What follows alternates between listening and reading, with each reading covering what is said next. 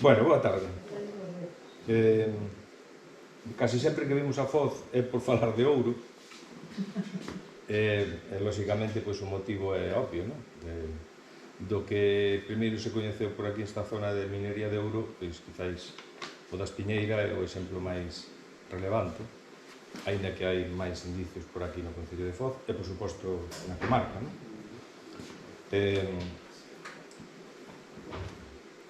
Ben, hoxe estamos aquí porque nos surdiu a oportunidade fai pouco tempo, fai uns meses, poucos meses, pois de facer unha presentación de un libro, de unha obra sobre a minería do ouro, que ademais está, de alguma maneira, pois tamén vinculada a unha tese sobre a orixe da Calaequia romana.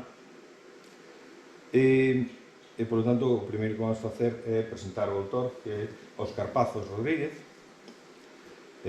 vigués, xeólogo, é licenciado pola Universidade de Oviedo, a comezos dos anos 90, desde o seu inicio como xeólogo, pois, bueno, desempeñou múltiples traballos relacionados coa xeoloxía, incluso como comercial de produtos químicos e de cimentacións especiais.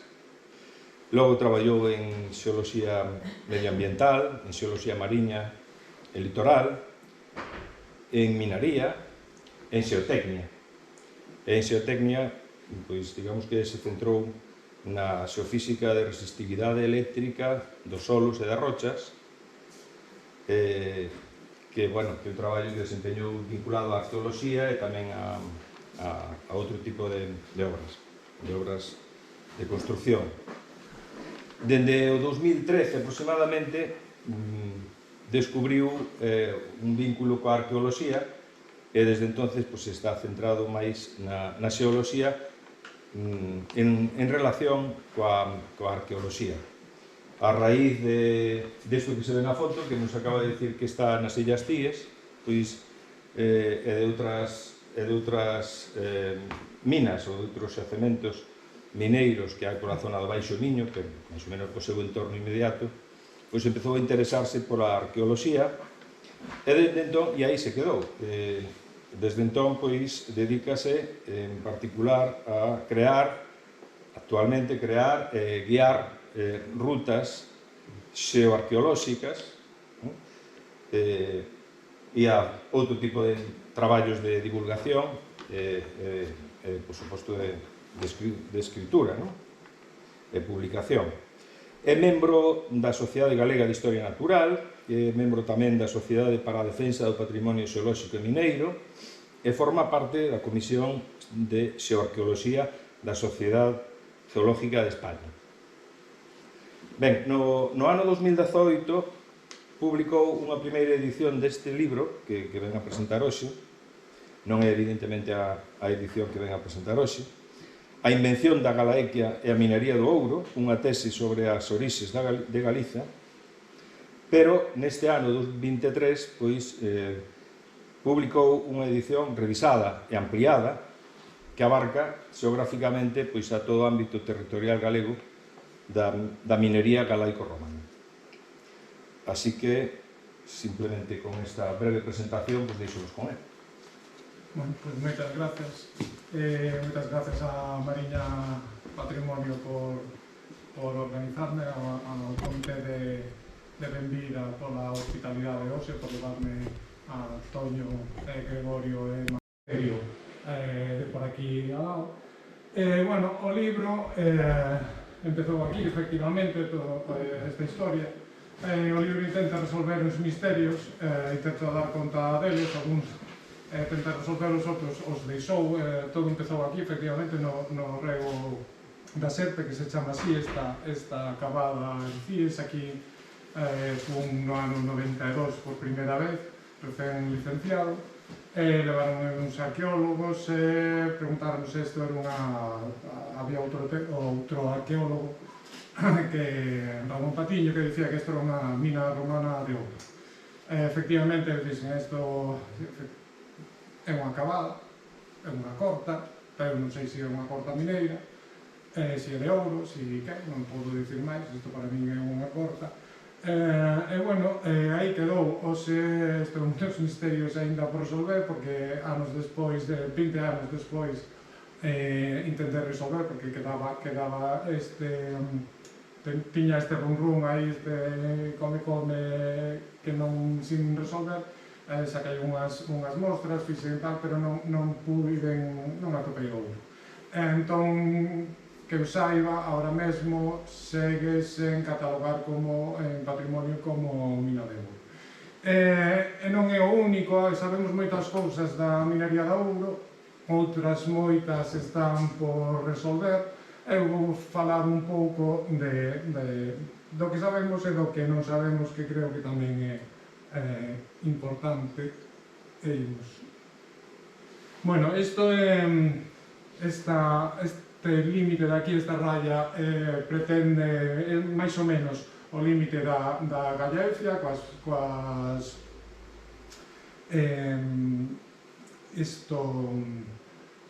Astúrica, a Gallaecia cos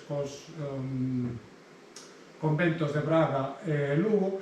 Esta é a primeira cuestión que plantexo. Hai ouro aínda na Gallaecia? Pois si, hai ouro, porque hai moita xente que cree que non, que o ouro foi unha cousa que xa pasou, pero efectivamente hai ouro. Estes son os sitios onde se minou ouro nos últimos 200 anos, digamos, na minería moderna, non? Temos aquí sobre todo, bueno, últimamente en Asturias, en Carles Boinás e Carles Salas, a minería de Corcoesto, que foi a primeira mina moderna que funcionara, da que temos ademais a finais do século XIX, estivo activa moi poucos anos, sacaron algo, poida que 100 kilos de ouro. A Aranda, que non sabemos moito, apenas nada, só hai unha referencia de que aí minaron sobre os anos 40, non hai moito máis. En Salvaterra de Miño é a única explotación de ouro en secundario, ou seja, en terraza, que está funcionando ahora mesmo. O sacan como subproducto. Se algún vistes o programa alguna vez, supongo que alguén dos mineiros estes do Yukon que van a sacar, bueno, pois eso é minería en secundario, e aquí sacan area como primario, pero tamén aproveitan o ouro, o mesmo, ao lado teñen minas romanas e tal. E logo está aquí Xaves, que foi unha mina portuguesa que estivo aberta, sacaron daqui 25 toneladas de ouro de 1933 a 1975, logo sacaron algo máis, pero xa a cousa foi bastante menos. En total, case todo o ouro nos últimos 200 anos foi sacado daqui, 25 toneladas nunha primeira fase en Carles, e creo que agora andan por outras 50 a partir en Salas. Bueno, en total non chega ás 200 toneladas, e digo que non chega a 200 toneladas porque esas 200 toneladas, según as contas actuais, é o mínimo, as contas mínimas que dan do que sacaron os galecos-romanos hai 2000 anos. Entón, bueno, temos hai máis ou menos ouro, pero sí que hai ouro, iso ten que estar claro. Bueno, isto son, así en esquema, as zonas mineiras. Son un arranxo meu para intentar ordear todo o mapa mineiro galaico-romano. Estas son as zonas mineiras onde hai minas galaico-romanas. Cantas minas hai? Pois según se conten. A Xunta de Galicia ten 530, 550 minas catalogadas, ou sea, xacementos catalogados como minas. E hai uns centos máis, pois tanto en Asturias, León e Portugal, que están, en total poden haber, pois, poden chegar a 1000, tamén dependendo de como se conten. Aquí, bueno, pois están as sedes dos conventos provinciais de Praga, Lugo e Astorga. En principio, a Gallaecia só se consideraba Lugo e Braga, pero logo, ao longo do século III, incluíuse a a excluir. Bueno, ese é o plantel, non? Quero dicir, aquí temos centos de minas e ese é o primeiro, centos de minas, centos de milleiros de traballos, ese é o primeiro, é o gran misterio, non? Como puderon facer chegar a minar todas estas. Entre os misterios, un pouco coas dificultades, agora vou para intentar explicar que as dimensións desta minería. Esta é bueno, pois unha das zonas que eu marquei con criterios absolutamente persoais e xeolóxicos, quero dicir, isto non é unha zonación establecida, unha zonación de traballo miña. Esta zona de aquí, ao leste de Lugo, por exemplo, corresponde con criterios máis ou menos xeolóxicos en xeral, e esta corresponde a unha chea de xacementos catalogados pola Xunta de Galicia como minas de ouro romanas, todos estes puntiños que vedes aquí, que están nas lousas de Cámara, como nunha formación. Aquí está o antiforme de BCRA, bueno, pois estas pizarras están asociadas a estas lousas. Que pasa con isto? Pois que, en principio, aquí non hai ouro, o sea, temos as minas, pero, xeolóxicamente, non había ninguna noticia de que aí, no coñecemento xeolóxico actual, que aí houbera ouro. Soamente chegado o 2015, pois un grupo da Universidade de Oviedo, dirixido por Martínez Abad, pois atoparon ouro aí, publicaron unha noticia, lle chamaron, non sei por que, lle chamaron Vilalba Gold District a esta zona. Bueno, quedan, supónse que todas estas, por aquí tamén hai ouro, pero modernamente aínda ninguén o atopou. E logo, pois, seguimos, aquí temos a zona que eu marquei como pois de Foz, río de Foz e río Masma. Estes 4 puntiños aquí son os que ten agora mesmo catalogados a Xunta. Estes 2 son en secundario, Terrazas, son unhas minas bastante grandes bueno, fáciles, pero estas son en primario. Pero, claro, estas dúas minas necesitaban, para mí, estendín hasta aquí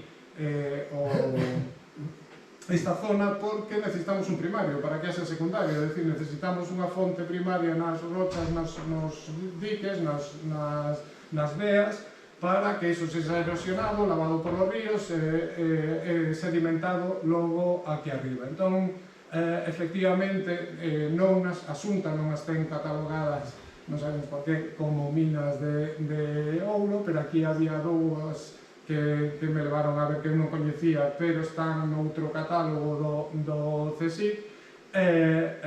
Bueno, pois tiña un problema en principio había un problema porque estas dúas están tan ao sur que verten ao Miño, non verten ao Masma, pero aquí temos as minas, disculpade, unha se chama Grovias, como xa non me acordo dos nomes, porque eu os coñezo pola situación. Bueno, son estes buratos de aquí. Esta caixa é un mapa de pendentes que é fundamental para atopar e estudar a minería. Isto ten, para que vos dades conta do tamaño, 2,25 km por 1,5 km. Entón, isto pode ter perfectamente 500 metros, é un burato inmenso. Aquí haberá outros 300, 400 metros. Aquí temos, bueno, se vamos ao xeolóxico, que temos aquí? Pois temos o Paleozoico, e máis ou menos coincidindo con estas minas, temos un contacto coas calizas de Vegadeo, que parece que están asociadas para contar o traballo que se fai para como chegar a estas minas e como interpretalas. Entón temos aquí incluso no Magna, pois eran aquí viran a mina, o que pasa que non deron conta dela, simplemente puxeron aquí un símbolo como que isto fora examinado, sin decir ni que minaron ni nada, porque aquí volvemos ao mesmo, non está, temos o burato, pero non sabemos que minaron, supoñemos que ouro, pero realmente non temos a evidencia física. Entón, que pasa? Bueno, pois o que vimos antes era este cadradiño de aquí, e vemos que o contacto sigue por aquí. Efectivamente, se nos poñemos a buscar, por este contacto topamos outras posibles minas, outros buratos que non están arestora catalogados, nin se, bueno, pois son destes misterios. Por exemplo, temos este cadradiño de aquí, que aquí hai un castro, e aquí hai unha zona que se chama Groba, que é un topónimo normalmente asociado a minería, Cova, Groba, hai varios topónimos que se repiten, e temos aquí unha zona que é propicia, que aparentemente parece que poida haber unha mina, habría que ir comprobalo.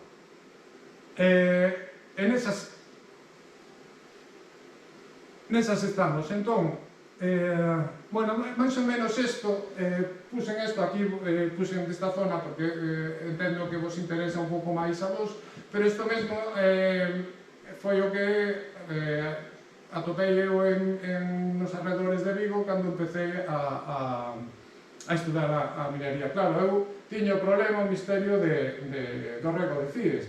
Entón, o que fixen unha vez que cheguei a nada, porque non atopei o ouro, eu tiña unha referencia vaga de que, bueno, unha referencia xeral así da minería do ouro, e logo tiña unha referencia boa, ben precisa, duns estudios do INME, dunhas minas de ouro. Entón, decidí ir ver unhas minas de ouro para comparar con aquilo. E o que me pasou foi isto, que non atopei unha mina de ouro, que atopei foi unha chea de traballos, un detrás de outro, canto máis veía, máis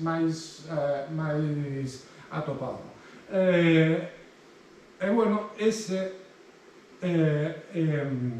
era o meu problema. O meu problema era como explicar todo isto. É dicir, como explicar lo que a pequena e a gran escala atopaba. Vamos a ver, aquí o primeiro, como explicar isto, como explicar esta inmensidade de minas, como explicar centos de minas, centos de traballos onde hoxe non sabemos non temos a evidencia do ouro, pero que aparente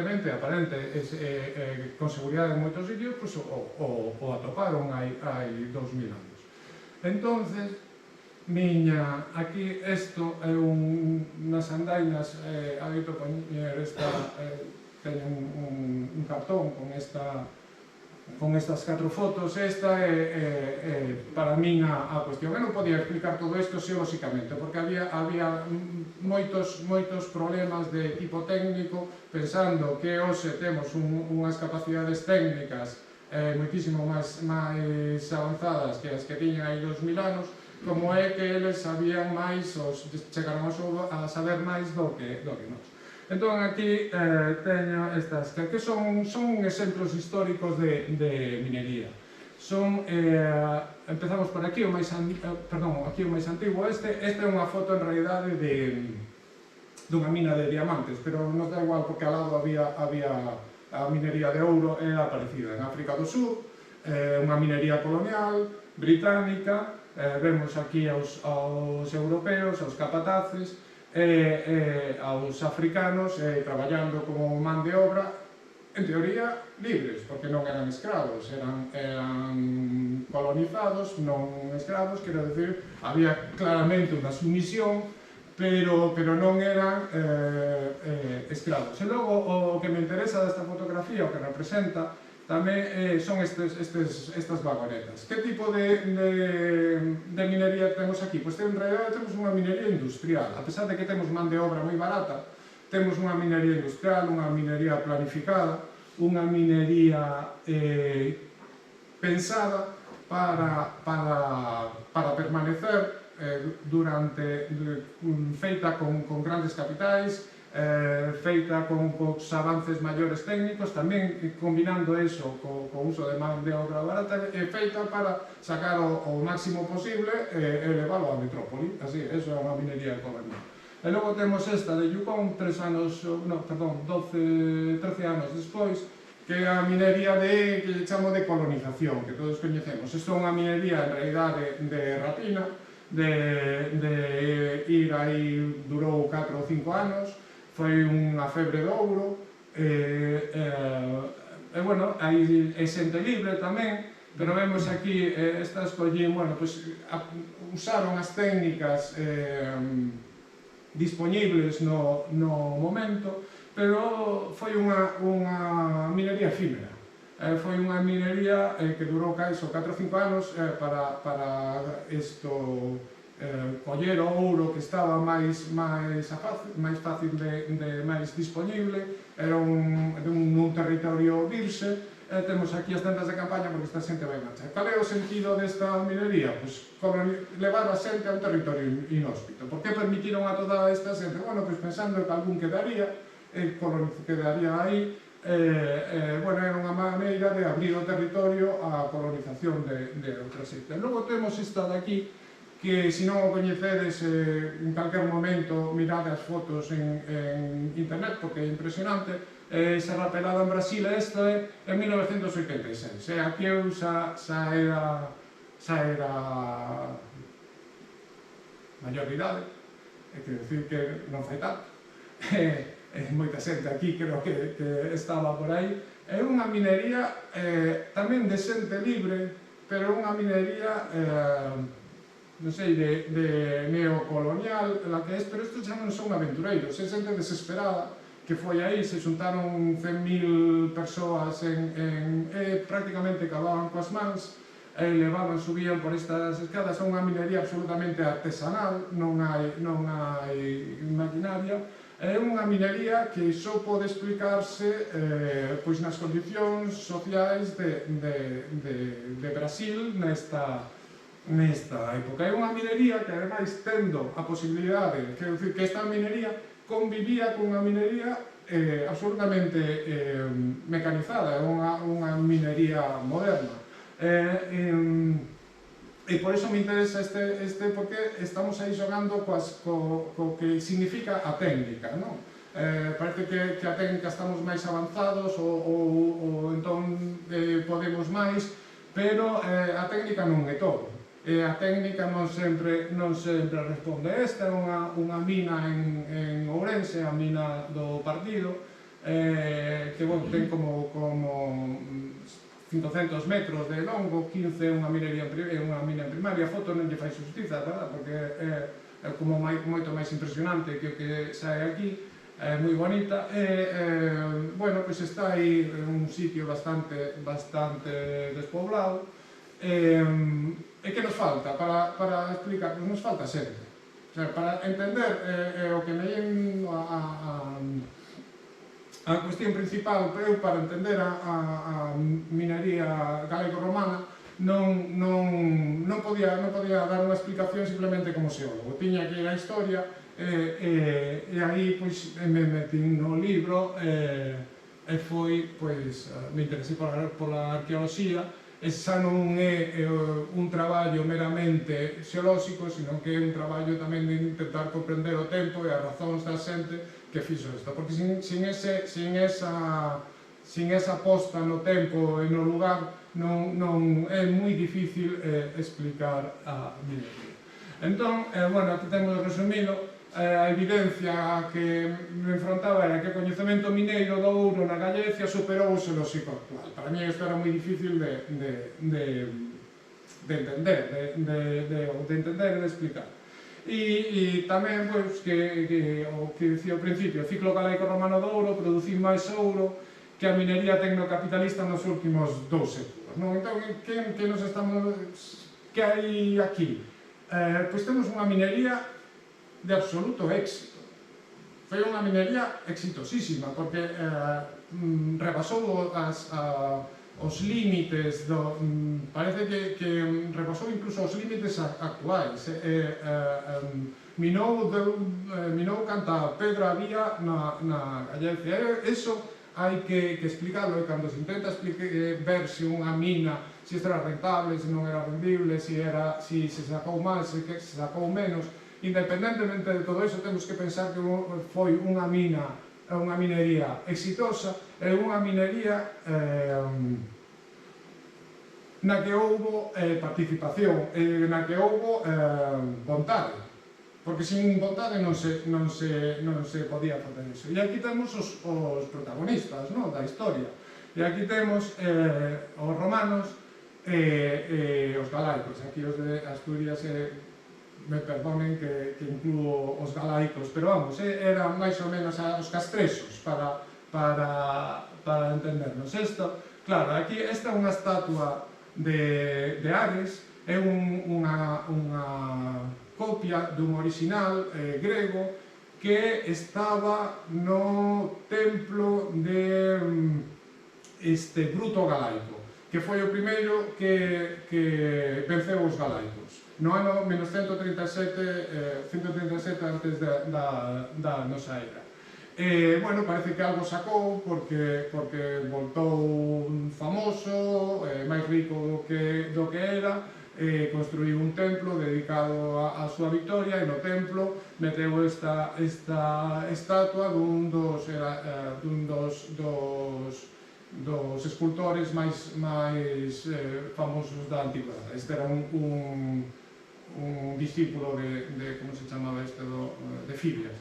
E logo temos isto, que é a típica, bueno, unha das estatuas dos guerreiros que lle chaman dos guerreiros galaicos. Din que o guerreiro, esta é a máis pequeniña de todas, a máis meniña de todas, o guerreiro ven polo escudo que ten aquí, e ten ademais, a min gústame, porque aparte de ser a máis pequena, ten a man, parece que o interpretan como que isto é un saludo romano. Entón xa nos está falando dun proceso de romanización, duns castrexos que están xa en contacto con romanos, un contacto moi problemático que eles levan a peor parte, pero que non teñen máis remedio que se integrar.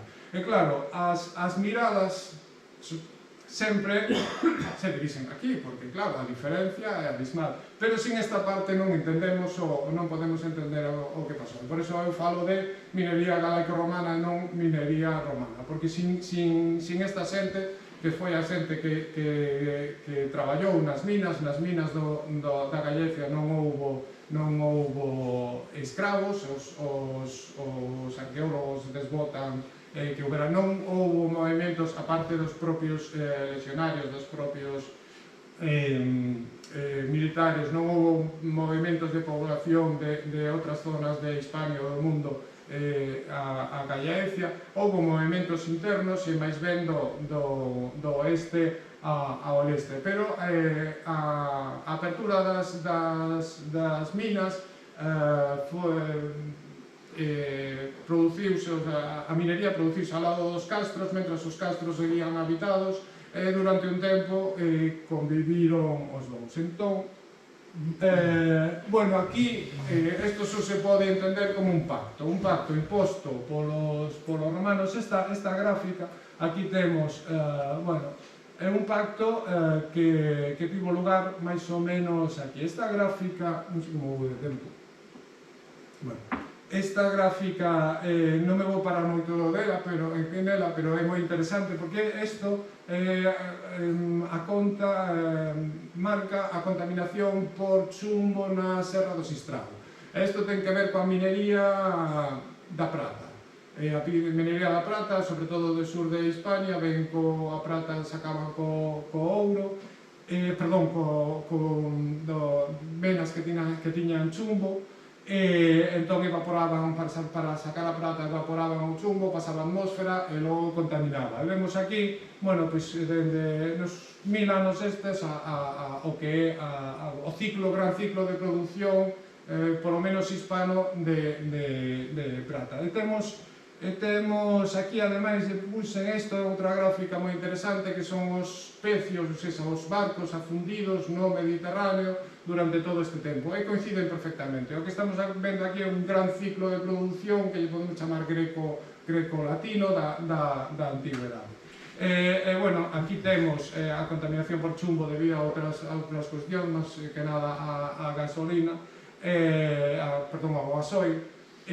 Bueno, a gasolina tamén creo que lle botaban antes chumbo, e en xeral a industrialización, que é a gran aceleración. Bueno, isto provocou cambios trascendentais, tivo consecuencias trascendentais, sobre todo coincidindo con este paso non ben marcado, non ben determinado, pero aquí, xusto no pico, e xusto aquí é cando empeza a minería, o ciclo mineiro do ouro, que ven representado por isto. Que pasa? Agora mesmo non temos, así como temos o rexistro medioambiental desta minería, non temos o rexistro medioambiental da nada, e isto, polo momento, esta curva do ouro é hipotética, hai que traballala, habería que construirla, outra das cousas que quedan, pero máis ou menos estaría por aí. Sabemos de certo que empezou con Augusto, que empezou a gran organización. Cando foi isto? Foi un momento moi interesante de certo para a Gallaecia, porque foi o momento que os romanos fundan a Gallaecia, ou inventan eles. A Gallaecia é un produto romano, eles deciden chamarlle galaicos aos povos que vivían aquí, e deciden sinalar un espazo administrativo sobre unhas bases, pero un espacio que chaman Gallaecia. E isto coincide con unha serie de cambios importantísimos e drásticos que teñen repercusións políticas e sociais de todo tipo, que se marca históricamente co paso da República ao Imperio Romano. Por exemplo, un dos cambios que hai que afecta directamente é que na República o sistema monetario estaba basado na prata, e a partir de Augusto está basado no ouro, e no ouro, e aí vemos como a importancia que pudo ter o ouro da Gallaecia. E tivo unha consecuencia, bueno, estas moediñas de aquí son as caetras. Aquí vedes un escudo, que é o escudo galaico, é a primeira moeda acuñada na Gallaecia. Antes os castrexos non usaban moeda, pero esta foi acuñada nas guerras cántabras. No meu entender, é como pago aos galaicos para axudarlles contra os cántabros e tamén contra os astures.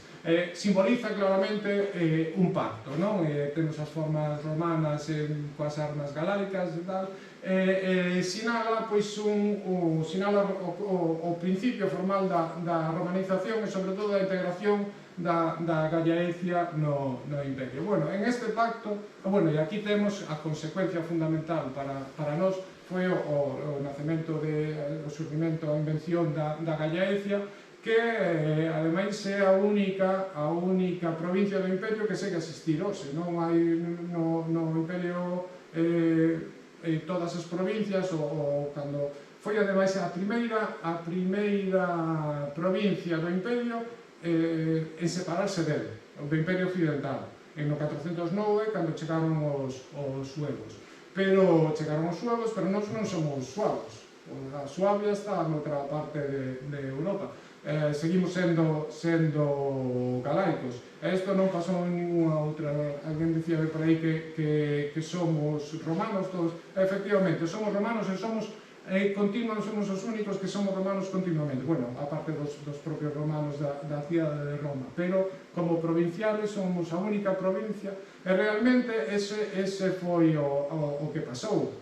Cando chegaron os suavos, os que entón eran xa galaicos non querían ser suavos, querían ser romanos, e non puidendo ser romanos, foron galaicos romanos. Bueno, para mí aunque non estivo determinada, si esta esta posibilidade de supervivencia, de resistencia galélica está moi relacionada coa minería do ouro, porque a minería do ouro foi a expansión desa minería do ouro se iniciou coa Gallaecia, coa historia da Gallaecia, coa invención da Gallaecia, e o éxito mineiro é o mesmo que o éxito da romanización. Foi unha romanización exitosa, e unha romanización, ademais, que conservou moitas cousas do pasado prerromano, porque houbo un pacto que foi imposto, pero un pacto que permitiu a certas xentes, permitiu a xente seguir vivindo onde vivía, manter as comunidades tal como vive, e que tiña que facer a cambio? Bueno, pois, traballar as minas. O ouro, dende logo, non quedaban co ouro. O ouro o levaban os romanos, por suposto. Había robetas, había todo tipo de corrupción, pero o ouro... Entón, aquí o que hai que pensar, e se ve incluso nas minas, na organización, ou se pode intuir, máis que ver, non se pode intuir na organización das minas, son ese tipo de pactos, ese tipo de relacións. Hai minas que están sectorizadas, e o traballo dentro das minas está sectorizado sin ter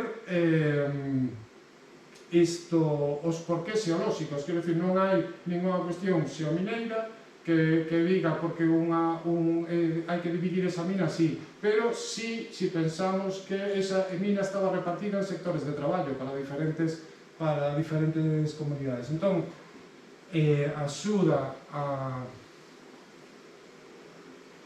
ainda me queda unha cousa por dicir. Axuda a entender a minería, a romanización, e a romanización a minería. Para rematar, que tipo... claro, hai que pensar que os romanos levaban o ouro da Gallaecia, pero tiña que deixar algo a cambio. A cambio era a romanización, pero ademais... como era esta romanización para ser exitosa? Tiña que ser, en certo modo, unha romanización privilexiada. E hai un episodio, dicen que esta curva non está aínda fixa, non está ben construída, pero si hai indicios do estudo das moedas, das acuñacións que apuntan ao ano 70. Que pasou no ano 70? Vou resumilo o máis posible. O ano 70 foi o ano dos 4 emperadores. Foi unha crise política, unha guerra civil no imperio. Augusto foi o primeiro emperador, despois de Augusto reinou Tiberio, seguían nominalmente coa república, pero o sistema de goberno era xa unha monarquía hereditaria, non aos fillos, pero si dentro da familia. E no ano 69, quen estaba reinando era Nerón, e todo o mundo estaba fartos dos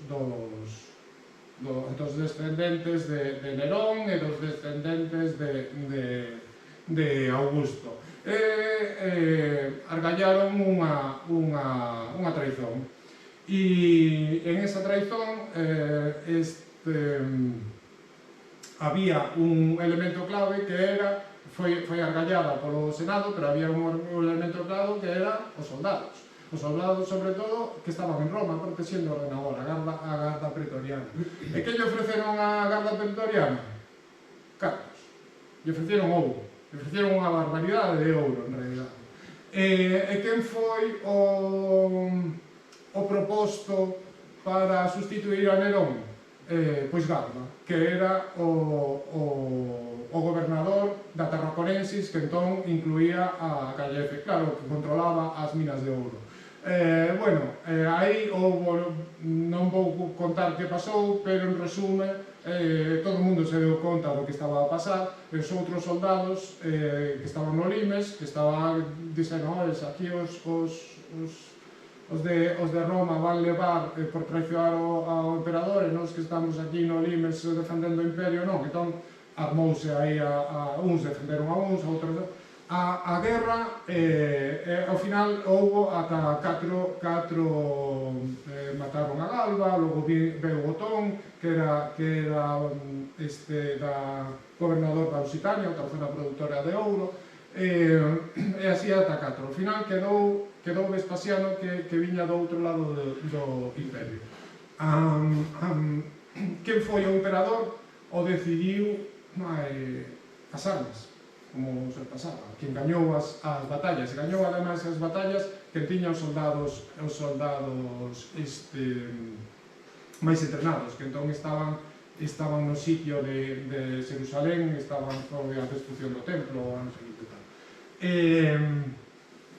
Pero as guerras, as batallas e as armas gañan as guerras, pero non a paz. A paz a gaña o ouro. Entón, cando veu Vespasiano, que fixo?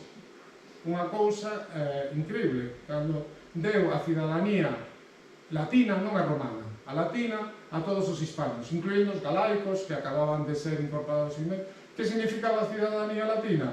Pois lles deu papéis, como que lles deu dereitos políticos, podían viaxar por o imperio. Ata entón, esta xente era libre, pero libre dentro das súas comunidades.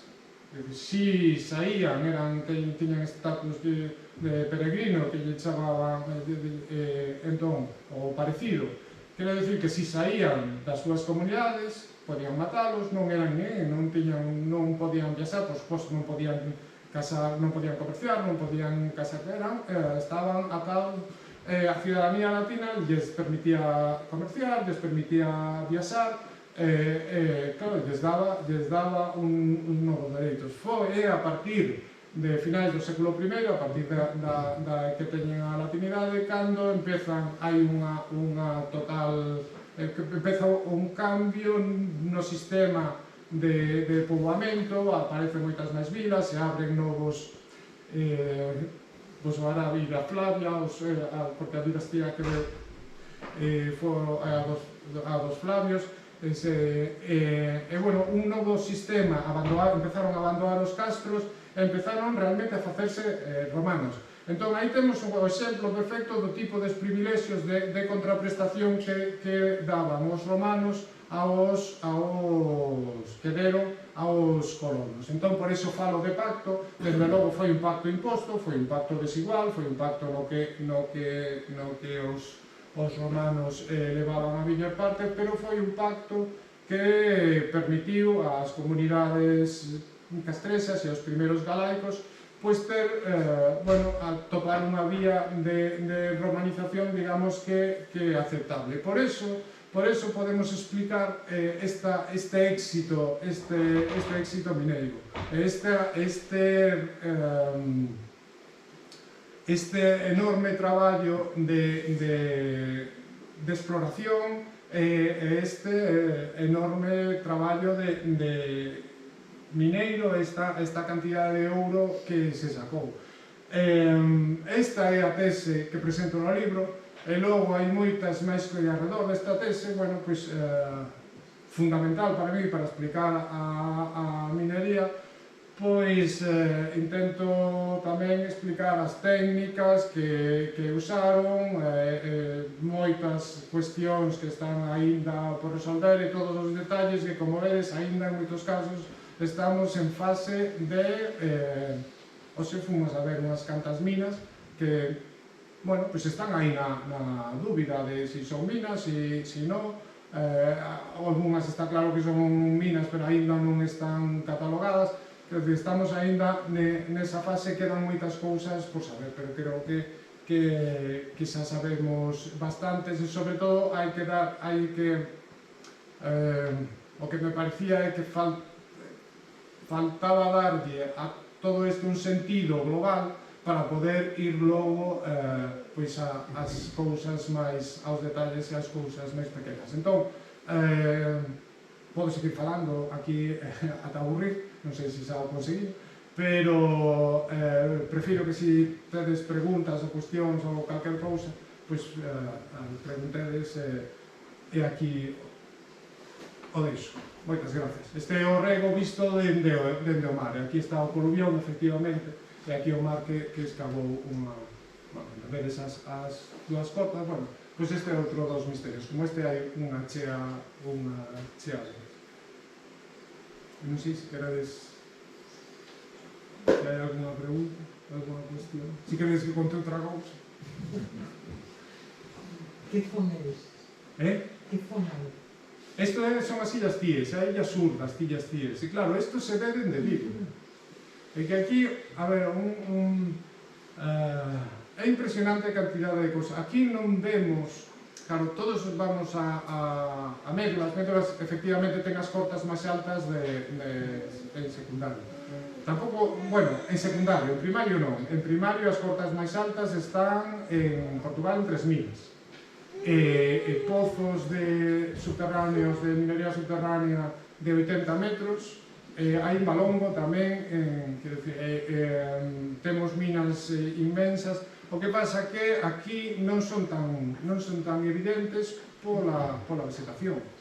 A vegetación, se tivéramos aquí, bueno, se chover, houbera outro clima, mirábanse estas minas e eran todo moito máis evidente. Esta, como está ao mar, pois se ve de Vigo. Quería... Bueno, xa está, non quería dicir outra cousa, pero pois...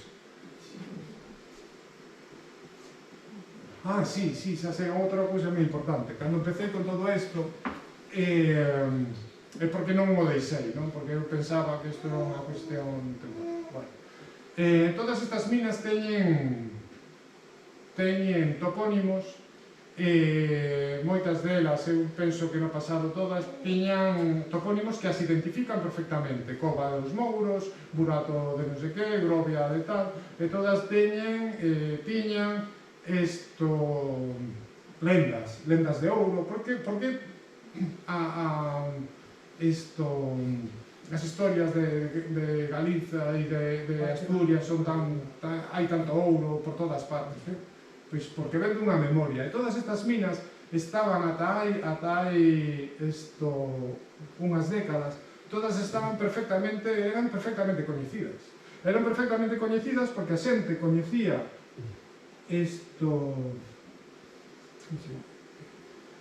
a xente coñecía o entorno.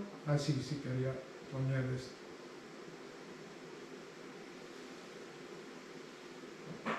Estou dando para atrás. A xente traballaba a terra e houbo unha transmisión do coñecemento oral e unha memoria que viña, que isto é impresionante, unha memoria que viña directamente de aquí. É unha memoria funcional para a xente, para a xente que traballaba a terra, non ia recordar como nós, ou non ia saber como nós que houve unha minería, ou que foi Augusto, que non sei que, pero eso, coa transmisión oral, que sempre vai cambiando, pero eso igualmente identificaba as minas, e a xente sabía que aquilo era unha mina, porque se chamaba Cobo do Ouro, e ali había un tesouro, e non sei que, bueno, pois estaba... E todo eso, e aquí, isto foi en certa esta memoria de, claro, que non pode ser como era hai 100 anos, pero que de algún xeito temos que seguir sendo conscientes de todo isto e seguir mantendo, adaptado, e seguir mantendo, ademais, o vencello co territorio.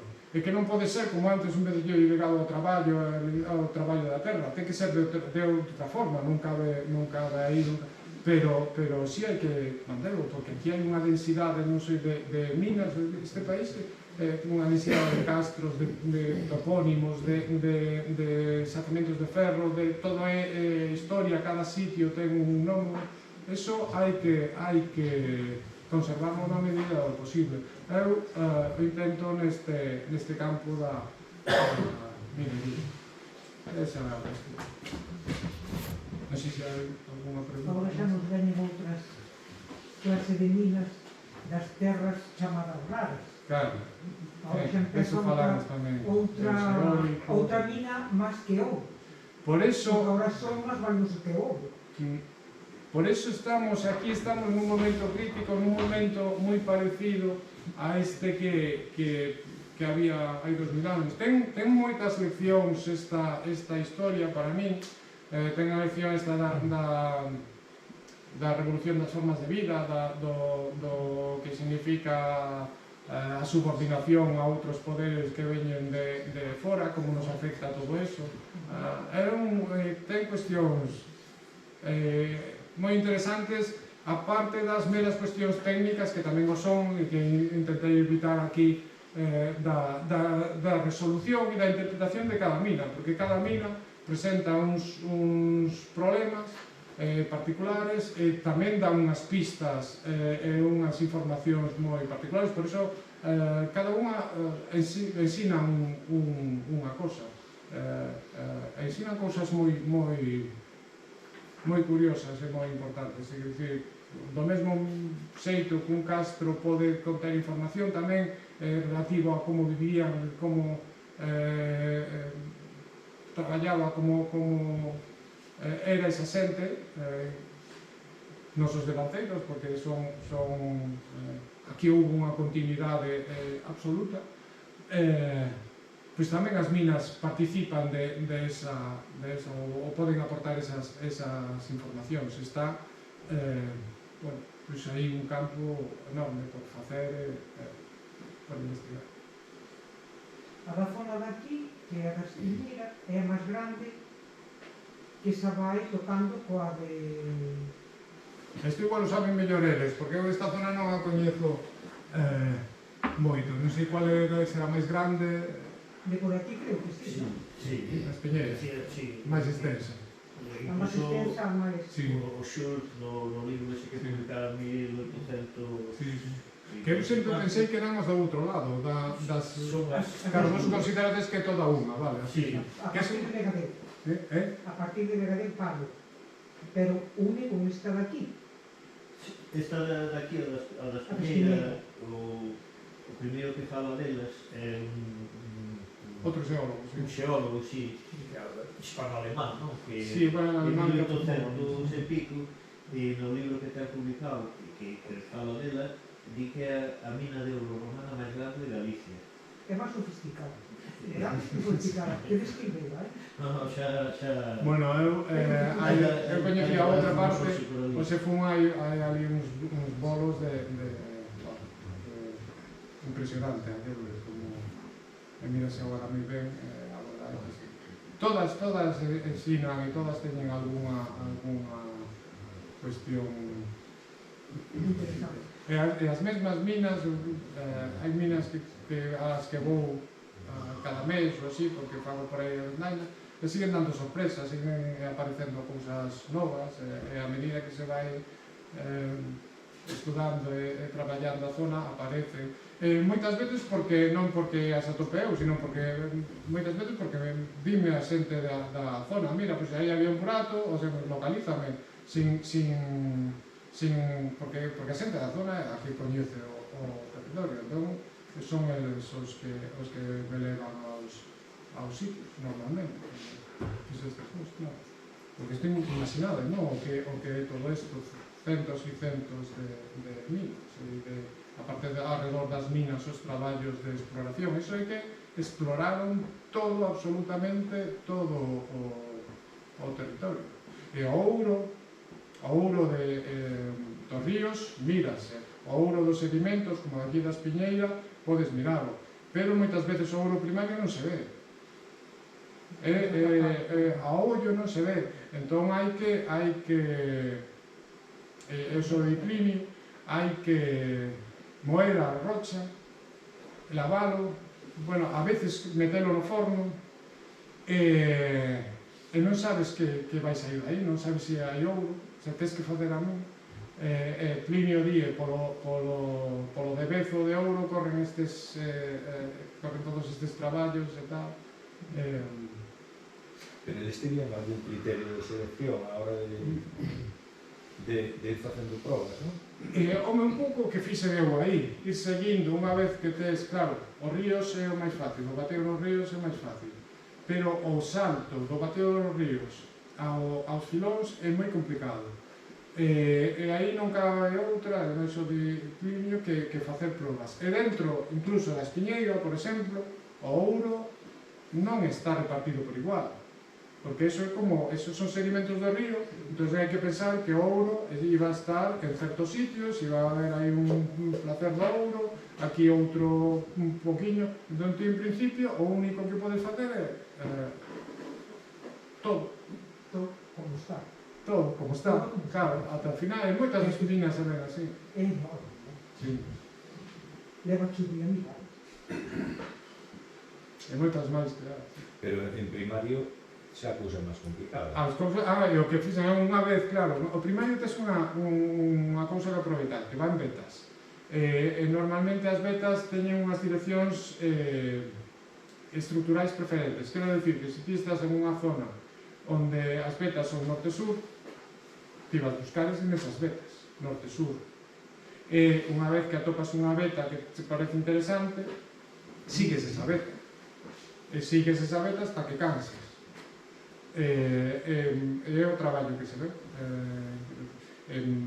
Hai que facer probas, pero hai que facer probas. E realmente hoxe non traballamos de outra forma. Hoxe non hai unha inteligencia, seguimos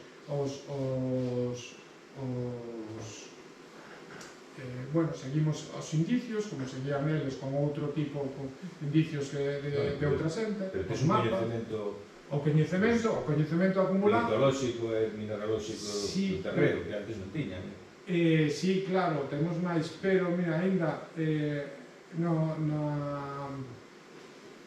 asignatura de xacementos minerais, o profesor, que se chama Daniel Arias, nos decía que os procesos, explicar os procesos para abrir para iniciar unha explotación, o primeiro que había que facer era ler todo a bibliografía, todo canto ou traballo houbera, porque claro, tes canto máis fixeran, e logo guiarte a unha guía inicial que ainda sigue sendo, eran os traballos mineiros, lo que dice intentar buscar os traballos mineiros romanos. A minería romana metálica en toda Hispania foi o principal indicio para todos os mineiros que foron despois. E realmente todas estas minas que puxen, é rarísimo o sitio. Algún sitio hai, en Barbanza, en Valga, por Pontecesur, en Nas Rías, algún sitio hai que sabemos hoxe que hai ouro, non temos localizados os traballos galaico-romanos. Desprecio porque foron pequenos, porque non lles deu, é rarísimo. O normal é ver os traballos e non ter ouro. Foron moito máis. Quero dicir, o traballo final é coller as mostras, porque o que pasa, a diferencia hoxe, quizá fundamental, é que temos máquinas de sondeos. E as máquinas de sondeo te permiten facer un furo de 150 metros ou 200 metros e ves o que hai en profundidade. Logo temos moitísima potencia nas máquinas, explosivos, moita máis capacidade, pero a exploración que te guías por eso, por seguir os contactos, os certas a ver si aquí pois aquí, perdón, aquí pois eu seguín este contacto, non? Porque estaba, cheguei ata aquí, entón, eso, pero ao final para atopar o ouro tens que facer a proba, porque non sabes, en todo este contacto non sabes onde pode estar o ouro, e tens que facer probas, e é así como se sigue facendo hoxe, non hai outra maneira, sobre todo con ouro, que é un elemento tan escaso, que o ouro é escasísimo, é unha cousa, se mide as minas, se miden, os xacementos se miden en ppm, que son partes por millón. Eu sempre poño o exemplo de unha vea de 10 ppm, que é unha vea ben, que está ben, que se pode minar, pois é 10 ppm, 10 por millón, 1 por 100.000, é como o gordo de Navidad. O gordo de Navidad é un número en 100.000. Entón estás na vea e teches coa vea. Entón dante os 100.000 números de agora busca o premio. Ese é o traballo. Claro, a cousa facilita certas o que o ouro é moi pesado, entón, si o esmagas todo, bueno, é como se tiveras o 10º de premiado de ouro, non? Entón, tiras todos ao ar, quedan por aí os de papel flotando, e colles o primeiro que cae o de ouro. Quer dizer, co ouro intentas facer aproveitar a densidade para sacalo, ou aproveitar con mercurio facer amalgamas, que porque non vas poñerte un a mirar que este non, senón sería imposible, pero eso é o que hai unha non sei de onde sacou, pero unha web así bastante fiable que se chama Web Evidence, que é americana ou algo así, que di que na corteza terrestre, se non me acordo canto é, non sei se 3 partes por billón, bueno, o caso, que temos máis ouro na sangue, no corpo humano, hai máis ouro relativamente que na corteza terrestre. Entón sería moito máis rentable collernos a todos nós, meternos nun forno, sacar o ouro, sin quitar os dentes, que non ir coller calquer rocha por aí, esmagala e intentar sacar o ouro dentro. Eso é, bueno, porque están aí, bueno, sabedes, o ouro é eu non dou crédito que hoxe estemos sacando 3.000 toneladas da terra de ouro, é unha cousa... Como facían o tolemia, como facía aqueles sin maquinarias e sin nada, nada máis que a costa da auga, si, e o lume tamén era moi importante, o lume para partir as rochas e para moito traballo e moito saber tamén, quer dizer, porque isto, a ver, esta xente non tiña nin idea de xeoloxía, pero a minería é moito máis antigua que a xeoloxía ten 200 anos, é unha cousa moderna, pero a minería é máis antigua a minería que hai minas de sal, antes de que soubésemos traballar a terra, xa collían a sal nas minas en minas subterráneas. Hai unha mina de ouro no Cáucaso que calcula que ten 7.000 anos de antigüedade. A minería é pois o xatamento ese o destruíron, parece, para cavar outra mina, para sacar máis fondo e máis de... é unha cousa habitual, que as mesmas minas se xan traballadas e retraballadas unha outra vez. Por iso tampouco temos minería prerromana. Hai aí a discusión entre os arqueólogos se había ou non había prerromana. En Asturias, por exemplo, Viva e outros aí defenden que sí que houve minería prerromana, incluso subterránea, bueno, outros arqueólogos din que non, pero en calquer caso, como esas minas foron reminadas en tempos de romanos, simplemente reminado é que o burato faz máis grande, destrues todo o anterior, entón é moi difícil atopar indicios, evidencias da minería anterior.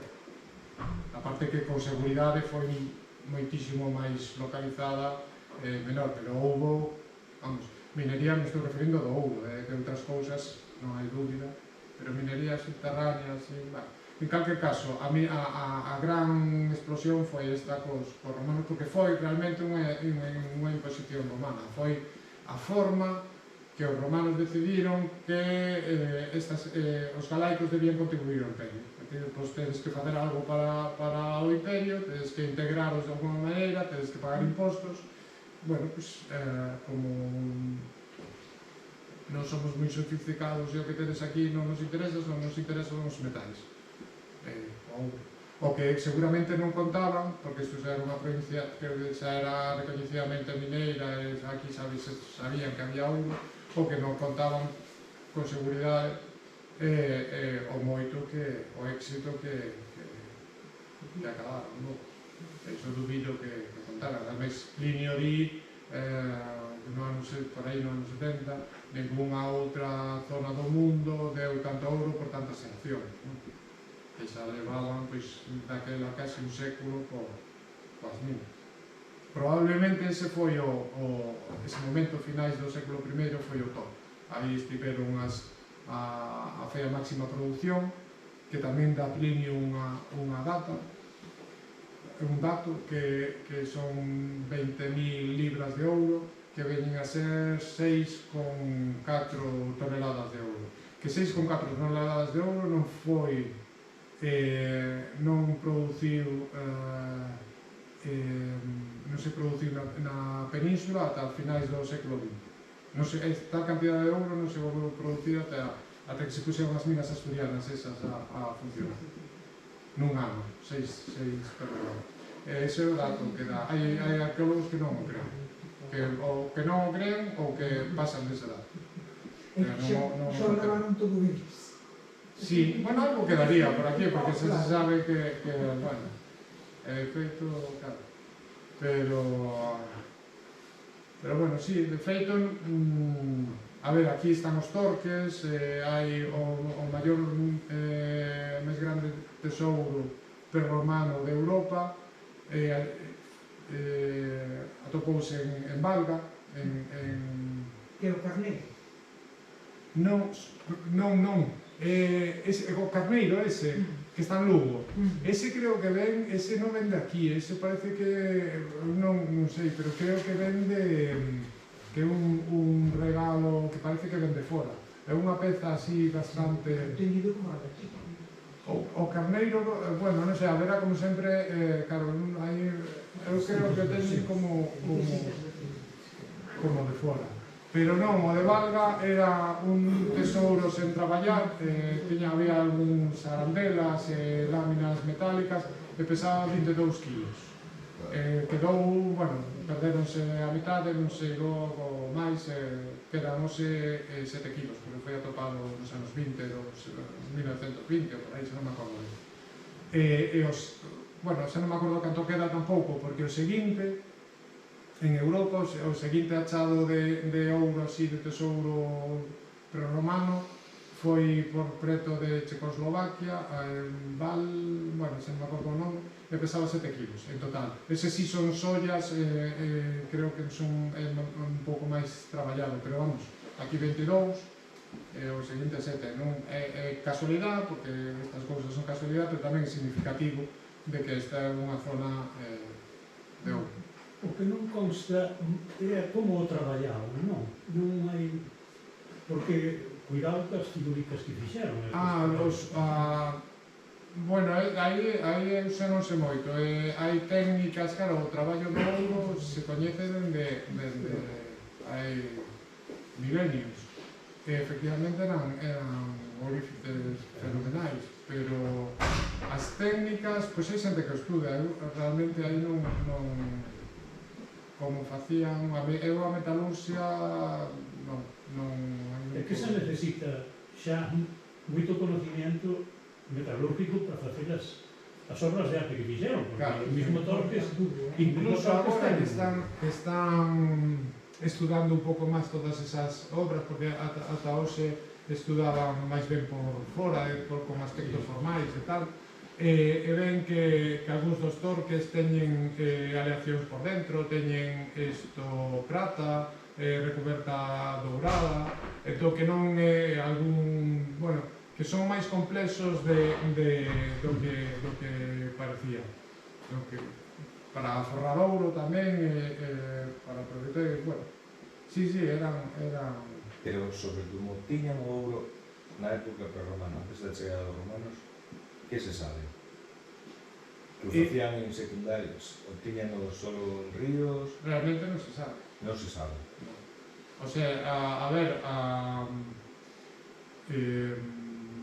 a opinión, digamos, mayoritaria é que o sacaban dos ríos. Pero eso é o que terá que ver tamén con eso. Están o tratado do CSIC e Bryce e todo isto están intentando estudar eso. Van ver si poden. A ver si non é fácil, porque, claro, ao final pero o orixe do ouro, se é sedimentario, se é tal, por os contidos, impurezas que poida ter, cosas así. En principio, pero é totalmente, é dicir, son cuestións sin evidencia, son cuestións que te poden parecer lóxicas ou porque é máis fácil, non?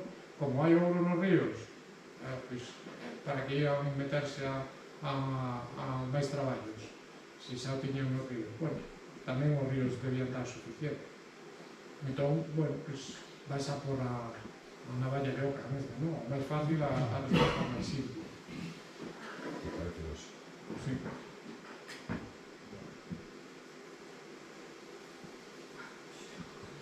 Bueno, pois nada, quen quera levar o libro, 20 euros, e nada, moitas gracias aquí a Mariña Patrimonio, aos amigos pola hospitalidade, e moitas gracias a todos vos por vir.